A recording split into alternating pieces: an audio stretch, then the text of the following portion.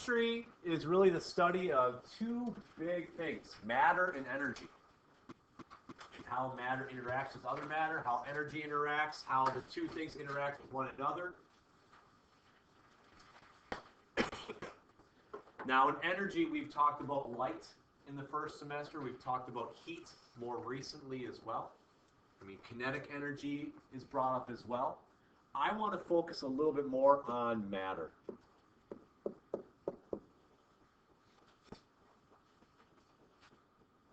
Because matter can be broken down into different areas. Oh, let's do pure substance.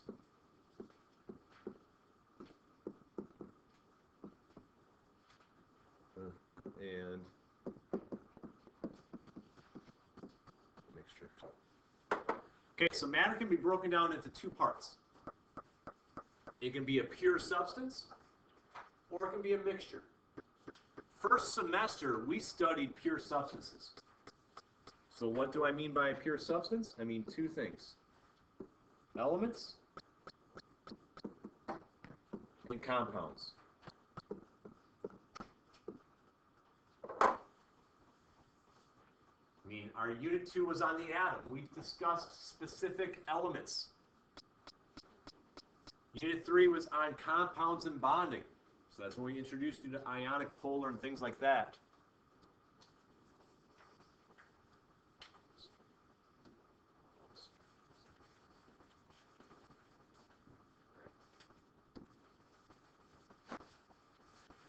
This semester, and in this unit at least, we need to talk more about this mixture part.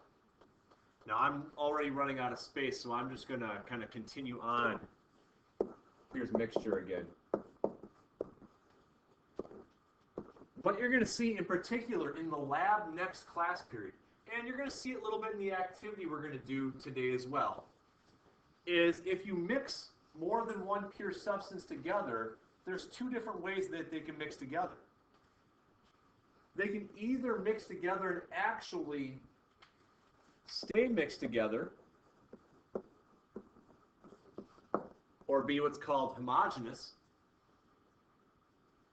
or you try to mix them together, but they just don't stay together. Heterogeneous.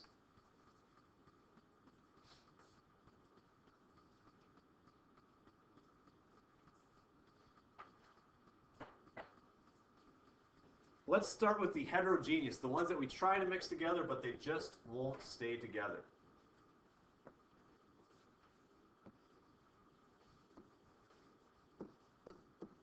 One example of this that you will be seeing the next couple of class periods is called an emulsion.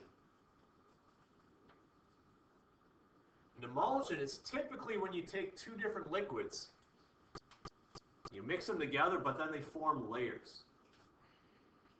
I mean, if you've ever seen pictures of oil spills out in the ocean, the oil doesn't mix with the ocean. You have the layer of oil, then you have the layer of the water as well. Then whatever one's on top or the bottom is based upon density. Talked about that first semester. But two liquids that are unable to stay mixed. That'd be an example of emulsion. Heck, there are some salad dressings where you have to shake it a whole bunch and then pour it on. Otherwise, it is two separate layers. Like sometimes the salad dressings have solid little chunks sitting at the bottom as well. Because if you have a solid and a liquid that aren't able to mix, that is called a suspension.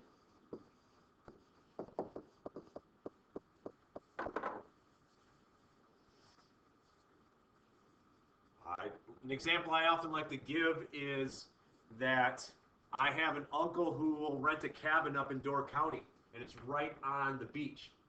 But before you walk back into the cabin, they have a big old pail of water that you're supposed to dip your feet into to get off the sand, and then you don't track sand into the cabin. Well, over time, that sand will settle to the bottom of that pail. It won't stay mixed with the water. Unlike if you think about our oceans that are made of salt water. That salt that's dissolved in the water, and if you've ever been in the ocean, had ocean water splash in your face, you can taste the saltiness. That salt water does not settle to the bottom over time. the salt stays mixed with the water.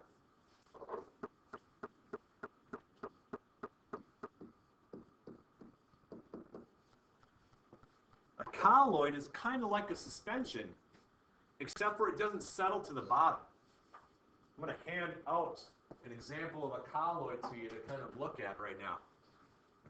This is a soda that I'm guessing is from the 90s called Orbitz. It has little bits of gum that are just floating within the rest of it. I like to bring this example up not because I'm ever going to test you on the term colloid, because I'm not going to. Your lab next time is going to reference some of these types of mixtures, though. But to be heterogeneous means that you can see the different parts. It doesn't just nicely mix together.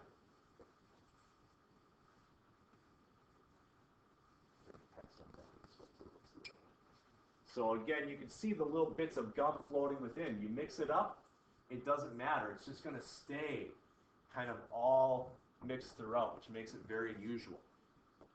So heterogeneous is you mix multiple things together, they don't mix together to form one layer, if you will. Homogeneous, on the other hand, that is where you mix it together. They will just look the same or uniform throughout. There are two types of homogeneous mixtures to be aware of. We'll start off the one that we're going to do less work with. An alloy. We actually talked about alloys last semester when we talked about metallic bonding. Actually, there's more detail that we could have gotten into with alloys, interstitial alloys, substitutional alloys. But basically what we talked about is it makes the metal stronger because now it can't move as easily. Here is a density cube of copper that you might have used first semester. Zinc. You put copper and zinc together, you can make brass. Now, can you see the little bits of copper and the little bits of zinc mixed in here?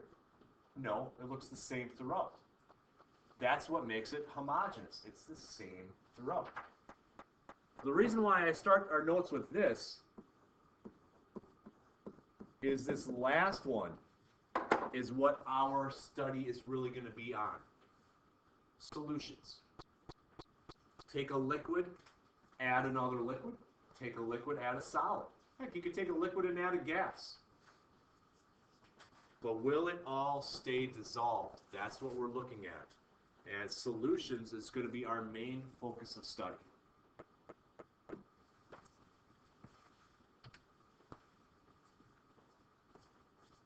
So we shouldn't have to write down any of this because we already jotted that down. By the way, a tincture is just an example of a solution. An amalgam is an example of an alloy. So again, terms we don't have to be aware of really. What we should be aware of is the term solution. So that's why I put the definition of this on this slide here. Again, a mixture of two or more substances uniformly dispersed throughout a single phase.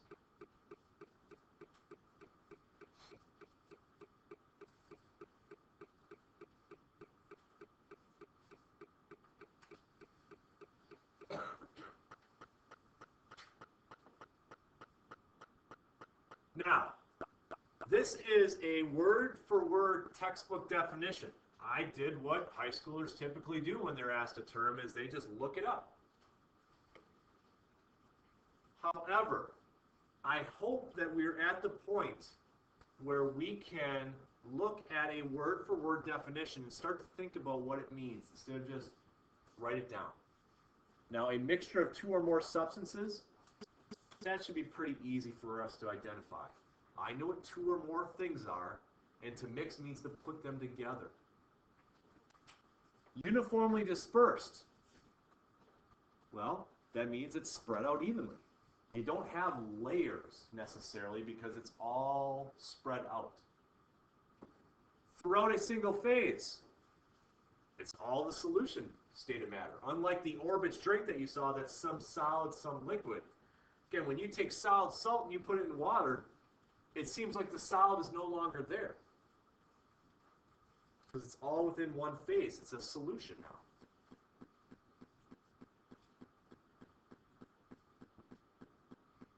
we actually used to call this portion the solution unit before we kind of rearranged our curriculum a few years back. But since the same thing that deals with why certain things mix with other things is why certain things can be a solid versus a liquid or a gas, we're putting this all together. Really, we could just call this the intermolecular forces unit. I have one more slide with a few more terms that we use typically when referring to solutions. Because again, part of what our notes is right now is just trying to get you to identify how to talk about these different things. So for example, when we talk about a solution, we will often reference a solvent. The solvent is the substance that is doing the dissolving. The most common solvent that we work with by far is water. Water is great at dissolving things. Sometimes this is to the benefit, sometimes this is a bad thing, because you can have some bad things dissolved in water. And if you ever hear about people having problems with their drinking water, it's because you could have some harmful substances dissolved in water. But water is great at grabbing hold of things, dissolving them, and now it's in the water, and you can't tell. You can't just look at it and see. You have to have better equipment than that. So the solvent, solute, is the thing that's being dissolved. So what did we put in the water? Again, maybe the best example is, since the majority of our planet's surface has ocean on it, salt water is a solution.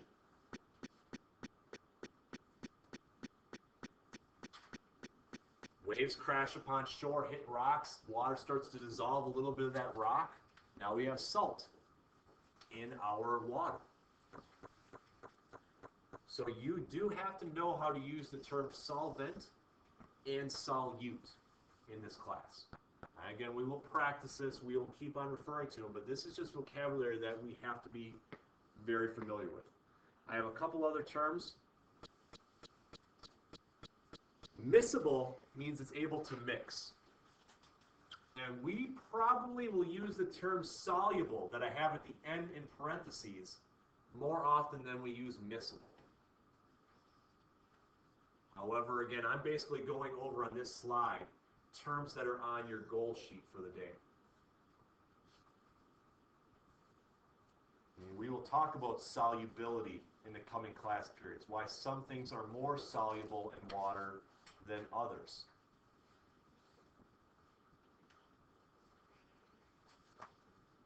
And my very last thing, if you're able to mix, you're called miscible. If you're unable to mix, you're called immiscible. Or, what might be more common, insoluble.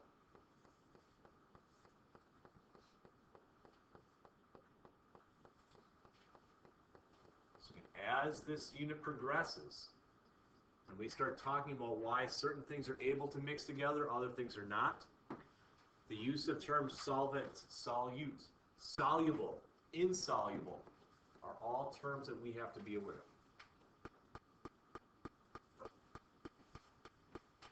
of. So if I'm looking at the drawing dissolving how-to sheet, number 1 says draw the Lewis structure for each compound. Indicate the ions and partial charges. Now right above number 1 says follow the steps below to draw the dissolving of a solvent. Let's use the example of water and lithium fluoride.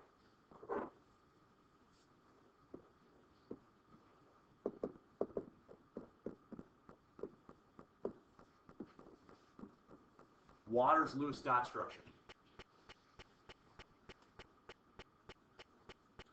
Now, if waters are solvent, our solute in this problem is going to be lithium fluoride. Lithium fluoride is LiF.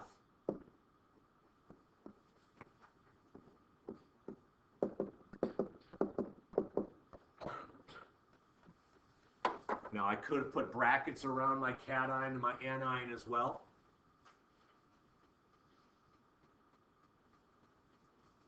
Colton, do you remember which one's the cation?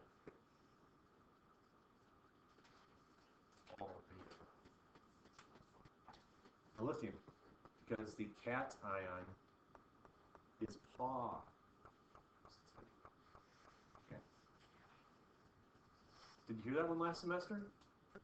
Good. I don't know how you could forget that, because once you hear that, that's good stuff. So, this solute dissolved in this solvent.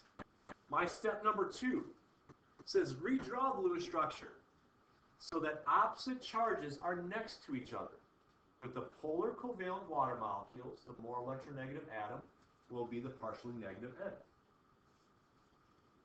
In other words, if I had lithium fluoride, if a water molecule was to come up to it,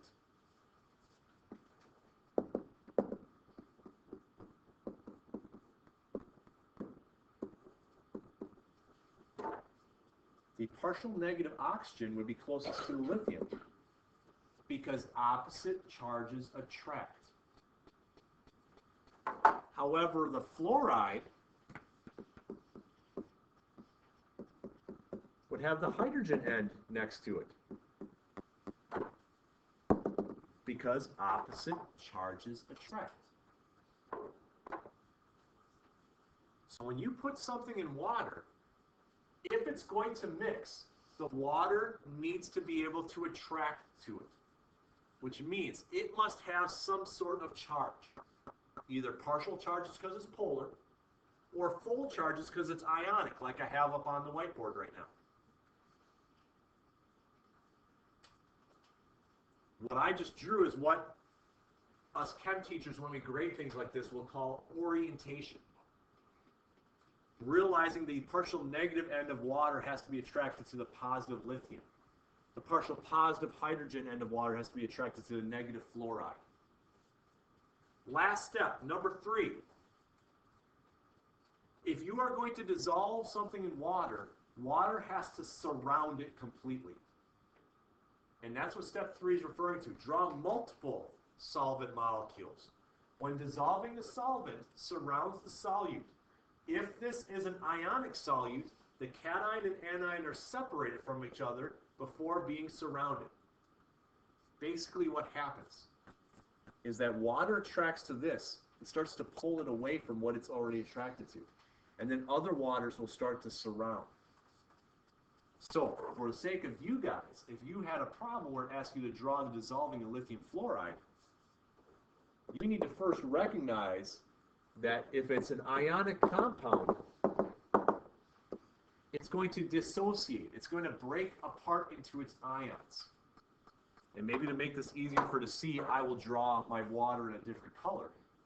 But then, water will surround.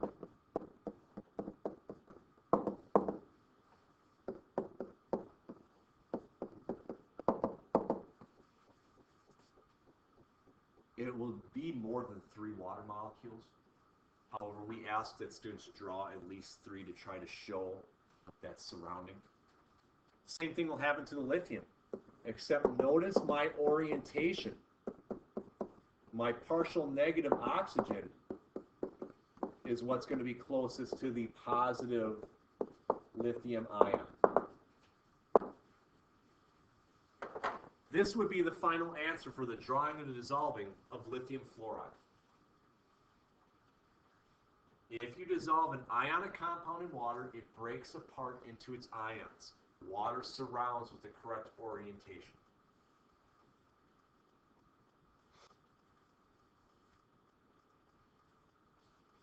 Now this sheet I gave you only had an example for an ionic dissolved in water. I would like to, on the back side, just make up a polar covalent dissolved in water. Ionic is the trickiest one. That's why I wanted to go step by step through this. But let's just go over an example of polar covalent right now. Heck, we can even try a non-polar if we want to.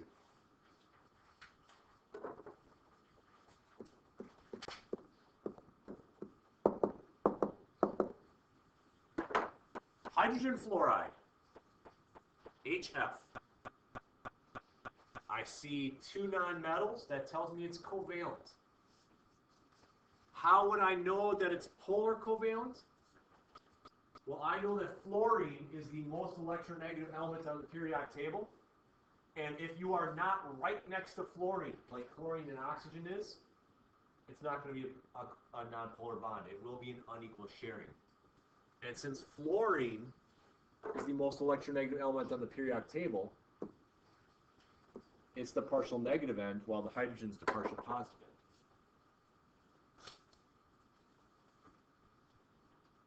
Now, what makes the dissolving of HF different than the previous problem with LiF is this covalent bond. HF will dissolve in water. However, we are not going to break that covalent bond apart. So it's going to stay together. But water will still surround, because dissolving means water completely surrounds, and it will happen with the correct orientation, which means my hydrogen end of water, which is my partial positive end, would be attracted to that partial negative fluoride, because opposite charges attract. I hope you don't mind that I'm not putting the partial symbols in, just because I don't have a lot of space, and when I write really small, it won't work. The partial negative end of water, the oxygen, would be attracted to the partial positive hydrogen on that molecule.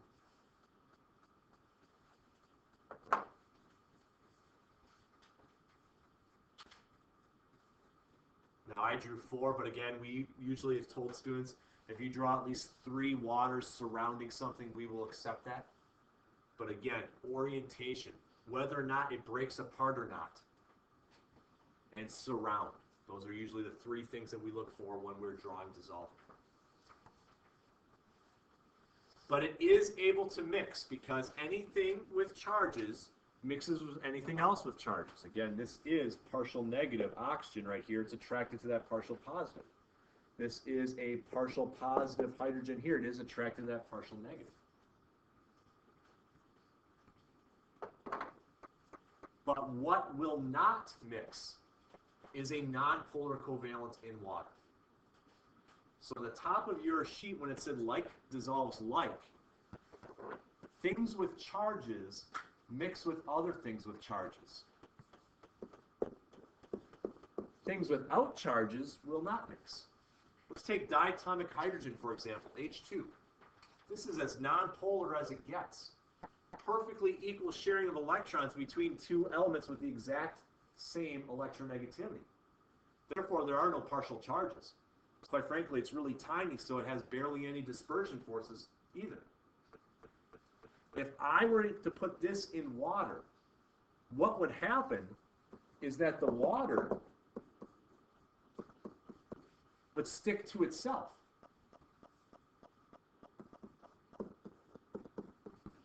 You know, there'd be attraction right there. But there'd be nothing that the water could attract to on this. I mean, think back to freshman bio. Water is a sticky molecule.